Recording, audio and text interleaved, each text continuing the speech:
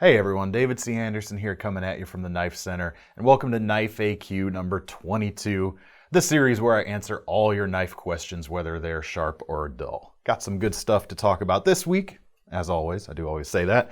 Got some more Altoids tin survival knife stuff, some more best survival knife steels, and a few other cool things to talk about too. Let's get into it.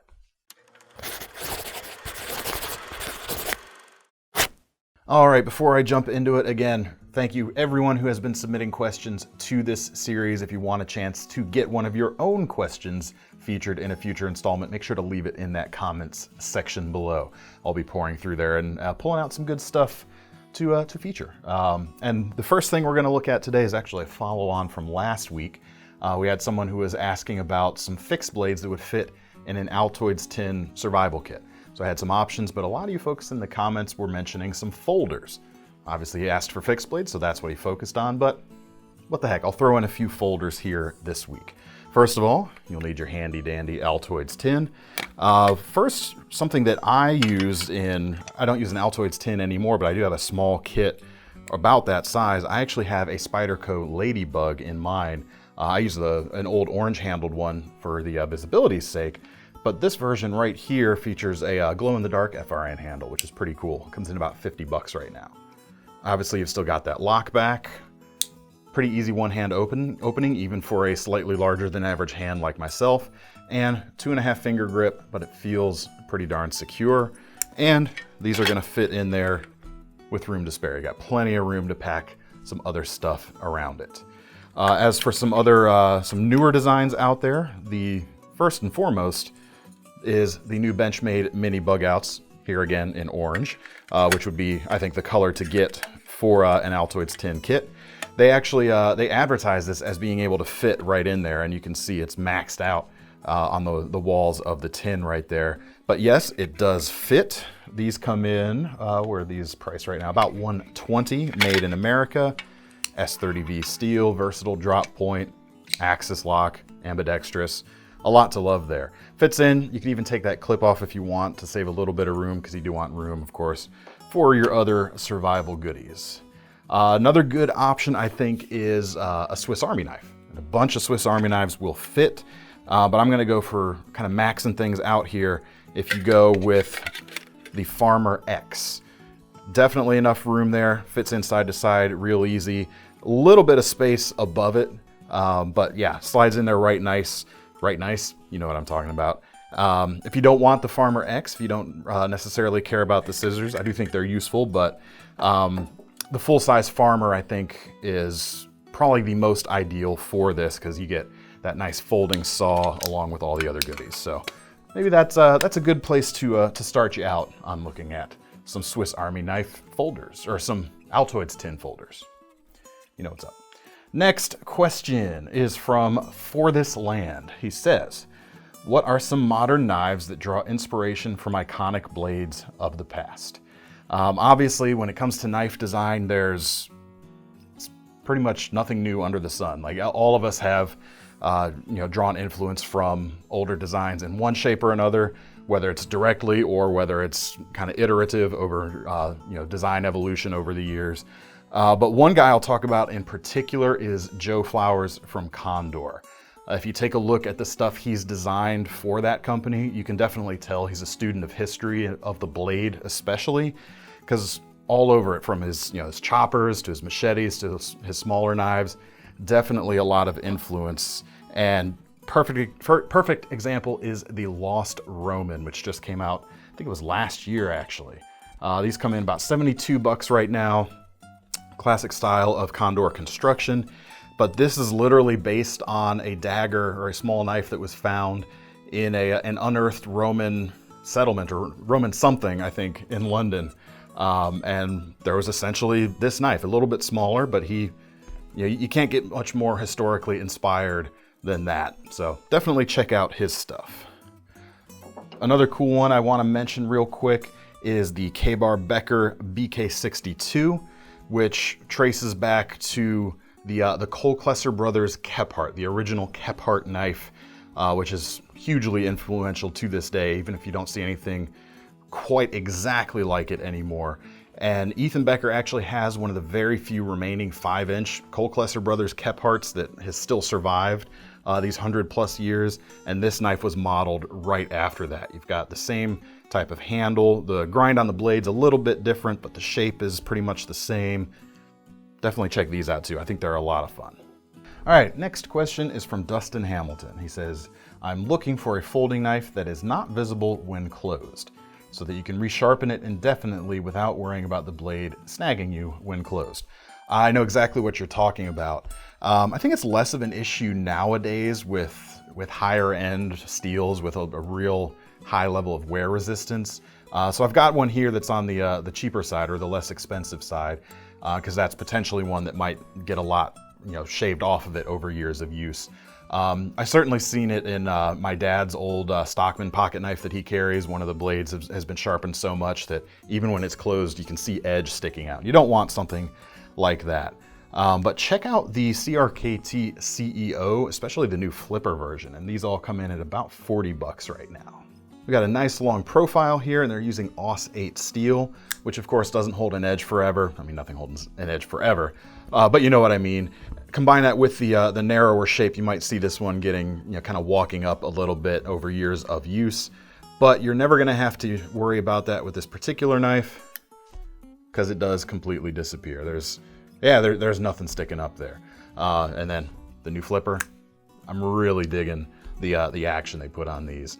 There's some other stuff, there's a bunch of stuff out there, certainly. Stuff like the Ziba MS3 or the MKM Flame, which it was based on, have kind of a similar vibe to this, but you're talking M390 steel on those MKMs. Not that likely that you're gonna sharpen it all away anytime soon whatsoever, but yeah, hopefully that's what you're looking for. Check that guy out. All right, we're gonna go from flippers to flickers on this next question, which is from Milton Maxwell. Any suggestions for non-Spydercos that are good for a middle finger flick? I like the opening method, but don't just want Spydercos. Thanks. Sure thing. I got two here. I've got a more expensive one and a budget one. Quick note, I've never been the best at that middle finger opening, but there are some that I can get it with, so if it's easy enough where I can get it, it's probably gonna be pretty good for most folks out there. And one I really like is the Liang Ma Cuff V2. Cuff meaning kitchen utility folder, because there is a bit of an offset here with no flipper tab sticking down, so you can make good contact on a cutting board if you're going to be using a folder for food prep. Blade on these are about 3 3/8 of an inch M390 steel. It's actually a few opening methods. You've got a really long blade cut out here, and that's kind of what helps me get enough leverage because I can be far enough down the blade. There's also a top flipper up here, which is pretty cool as well. But I've always been able to do those pretty well, even given my tendencies to not be the best at that sort of opening method. But these are expensive, like I mentioned. These are about $415 right now. So if you're looking for something less expensive, I got another new CRKT for you, the new Pilar 3s, which come in at about $50 for this D2 version right here.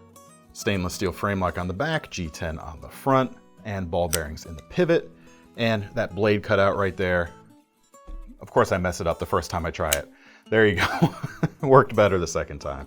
But yeah, these work pretty well for me as well. They don't cost an arm and a leg, and it's just a solid design to boot, thanks to Jesper Vaknes. Yes, please.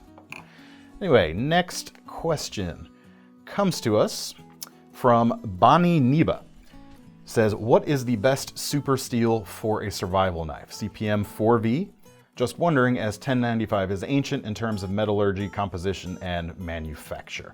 Don't be bad-mouthing 1095. I actually like that stuff.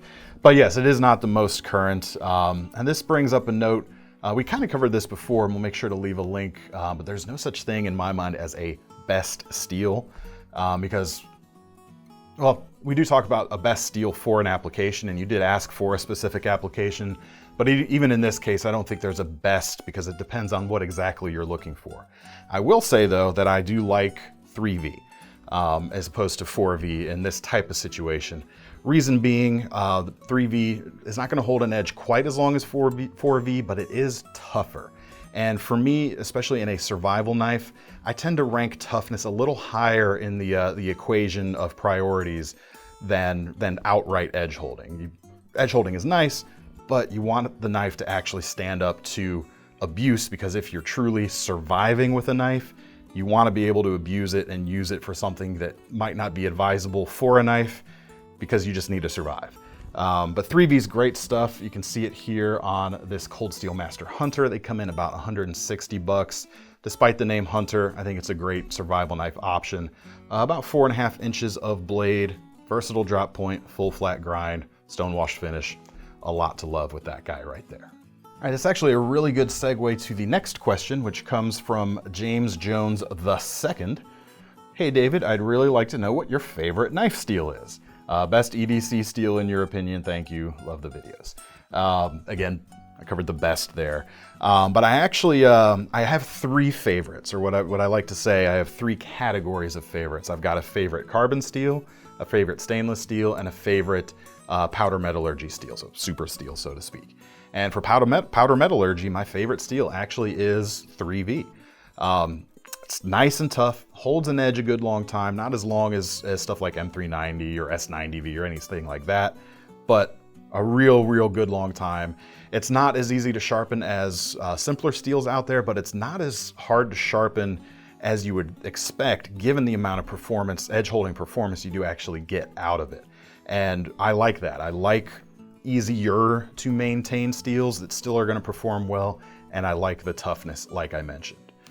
As for favorite carbon steel, it's a toss-up between 1095 and 01, depending on what day you ask me. So here we got something on that Becker right there, which is actually 1095 CV. Virtually the same as standard 1095, but slightly different. In fact, Ethan will tell you that in terms of edge holding performances, is actually maybe a little closer to 01 than standard 1095. In any case, they're really close together, but it's classic, it's solid and affordable, nice and tough. Like I said, it's like the veritable old farm truck that may not get up to 60 as fast as something else, but it's just never gonna quit. And finally, for my favorite non-powdered stainless, I really like AEBL, which you can see here on this Nordsmith Pilgrim LT, which I know these have been out of stock for a while. I'm working on getting more of these made. But there's a reason I feature this steel so heavily on my Nordsmith designs, because AEBL is a stainless that kind of behaves a little bit like a carbon steel in some ways. It's pretty much as tough as 52-100, but it's gonna hold an edge longer. It's still gonna be easy to maintain, and you get the stainless qualities on top of it. I really love this stuff. All right, next from Artem Kalugin, something like that anyway. It says, I'm looking for a small knife with a Wharncliffe blade shape, a hollow grind, and a high edge retaining powder steel. Something along the lines of the Cold Steel Tough Light, but with upgraded materials. Any recommendations? I was actually working on this a little bit. The hollow grind was the one thing that had me kind of have to keep going back to the drawing board. I found some stuff with upgrades to like D2, which I liked, but they were flat ground. But in this case, somebody in the comment section actually recommended the Yojimbo, and you responded really nicely to that. So that led me down a path. So we'll start with the Tough Light here. Solid, affordable utility knife design. You've got that finger choil there, gives you that full grip and that aggressive blade profile. And I wouldn't have thought of the Yojimbo because I was trying to find something with a finger choil, and this obviously doesn't have it. But you liked it and everything else fit really nicely. I mean, we've got S30V steel, so we've got your powder steel desire there, Wharncliffe hollow grind. It doesn't have a choil, but you still get a full handle. You get more blade length to boot. These come in about 155 right now. Compression lock, really solid knife, great. Obviously designed for self-defense by Michael Janich, but I think these make an awesome utility knife as well. So since I was thinking now of some things that didn't necessarily have that finger choil, I've got a slightly smaller option here that might also be worth a look, and that's the Hogue X1 Micro Flip in the Wharncliffe shape. These are made in the States, just like that Yojimbo as well, which I appreciate. Blade length about 2 3/4, but you get that nice hollow grind, and you've got CPM 154 steel on this knife. Slightly smaller handle, less grip than that Tough Light, maybe a little more mini Tough Light-esque. Still a 3.5 finger grip for me, so you still have a decently solid grip on it, if not the most hand-filling grip. And you get a nice button lock. That's actually something both of these two suggestions have in common. they have a lock that lets you keep your fingers out of that blade closing path, which is quite nice. I love the flipping action on these Hogues as well. It's just got a really nice snap.